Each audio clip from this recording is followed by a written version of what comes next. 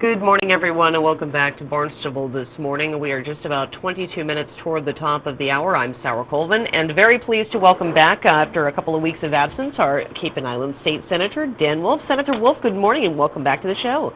Good morning, Sarah. It is really nice to hear your voice. And I just realized that next week, Tuesday, is Christmas, and the week after it's New Year's. So I don't know if we're going to be on Christmas and New Year's, but We will. maybe another drought here. We will. So we're going to talk with you today, and then it'll be another couple of weeks off, and then hopefully we'll be able to get back into the routine. But I thank you so much. Of course, as always, it's a treat to have you here on the show on Barnstable This Morning.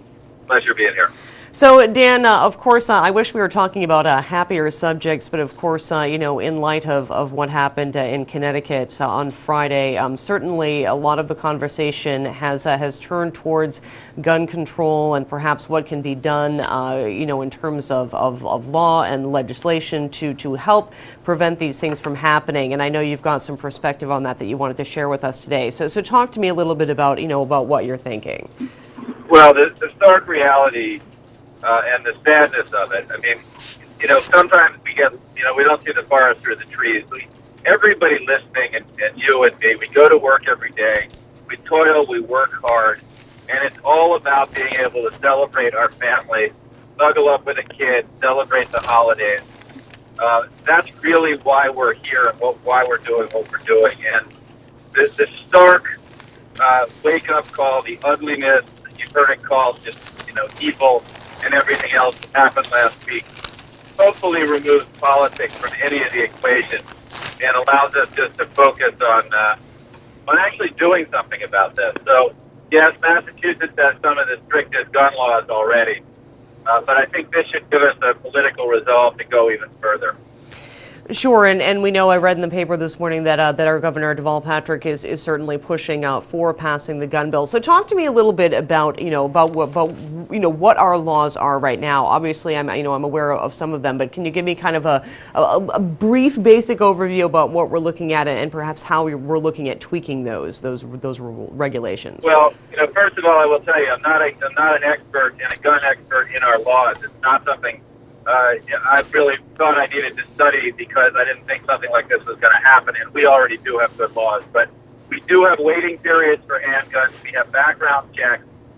We do have a ban. We actually adopted very similar to what the federal ban on assault weapons was that expired in 2004, so that, for those people who want to roll back the clock to pre-2004, when the Bush administration let the federal assault weapon ban expire, we actually in Massachusetts, ironically enough, under the leadership of Mitt Romney, who was a very strong anti-assault, anti-semi-automatic and automatic gun advocate, he really signed a very strong and progressive law, which mirrored the federal law on those weapons. So Massachusetts, I think people listening should once again appreciate that we do, I think, have taken a leadership position and are better off than most states. That having been said, the type of weapon that was used on Friday is available if you have a Class A carrier permit here in Massachusetts or license here in Massachusetts. And so I think we need to take another look at that, although it is much harder to legally have and certainly not even being able to carry those guns around in Massachusetts. So the governor is proposing that we limit gun purchases to not more than 1 in 30 days. That would, in effect, cut down on drug trafficking. I will tell you that when you and I speak again next after the first of the year, I will be much more of an expert in exactly what the nuances of our legislation is now and what we're going to do to strengthen them, because I guarantee you that we will be strengthening them. One of the ideas I have is a buyback program. I'd like to talk about that. Maybe subsidized or paid for by an additional surcharge or tax on ammunition. But I do think we have to get real on this, Sarah.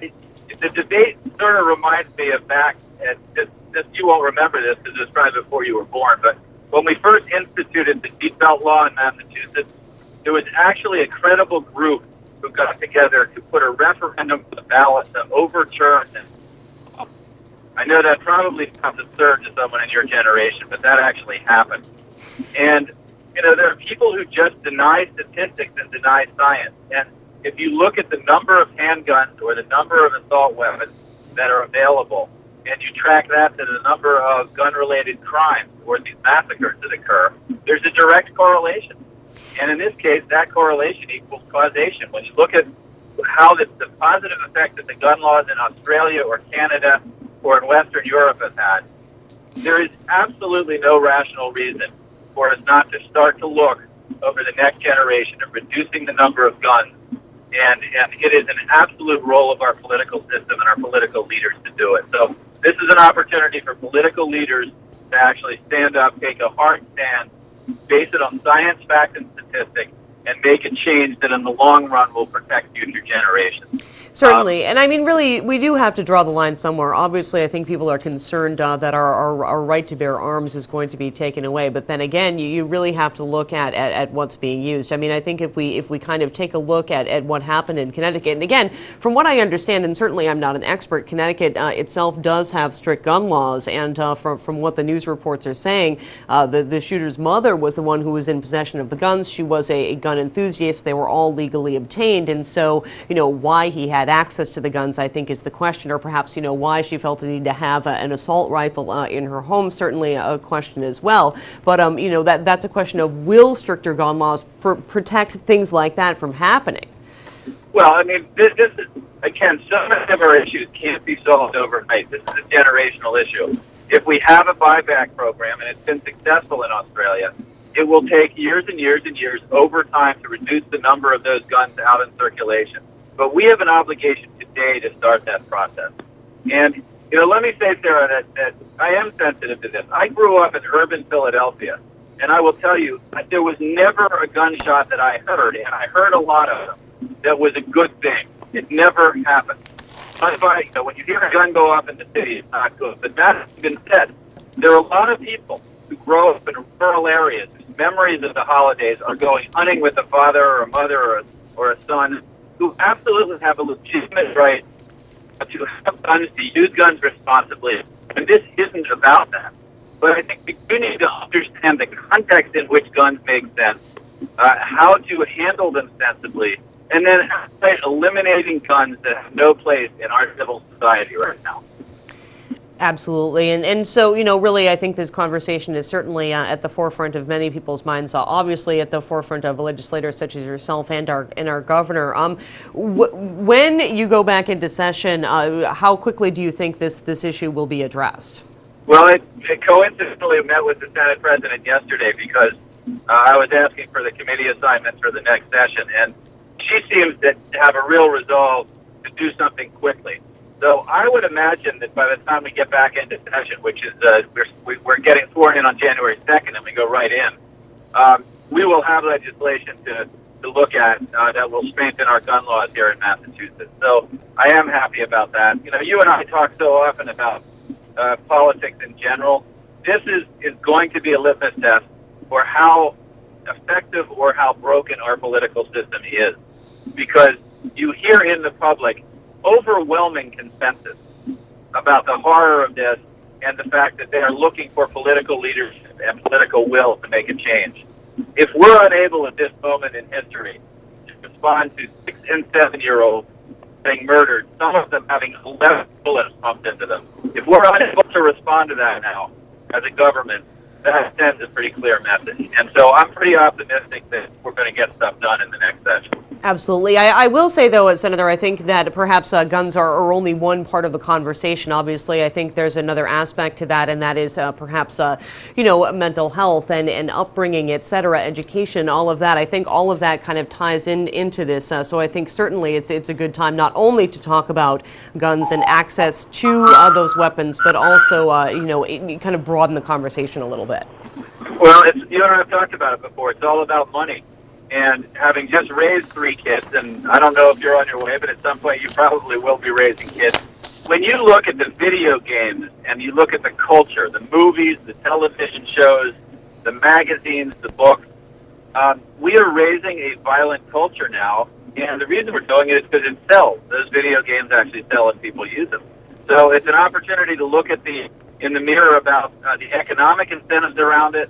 Certainly, we need to reinvest and look at investment in mental health and access to mental health, identifying people who are potential who potentially could do a crime like this, and really giving them the treatment that they need, and when appropriate, removing them from society. You're absolutely right. This is multifaceted, but the first test of whether or not we're serious about dealing with it right now is going to be whether we're willing to, in a serious way, take on the gun issue. And again, I don't mean, outlawing or banning guns. I don't mean reversing the Second Amendment. It's not what I'm saying. But I am saying there are nuances to it that will, over the long run, make a huge, huge difference. Absolutely. Well, Senator, I certainly look forward to continuing the conversation and seeing what comes out of this. And of course, I thank you so much for joining us, as always, here on Barnstable This Morning. And I guess we'll miss you for another couple of weeks, but Merry Christmas and Happy Holidays and Happy New Year to you and your family as well. Well, to you, Terry, all of the listeners and their families, wonderful holiday season. I look forward to talking to you in the new year. Excellent. Thank you so much, and we will talk with you soon. Great. Thanks. Take care. You too. Bye-bye. Bye. Senator Dan Wolf, of course, Cape and Islands District, joining us on this rainy, murky Tuesday morning. Certainly an interesting conversation and one we will continue with the senator in 2013. We're almost there. Can't believe it.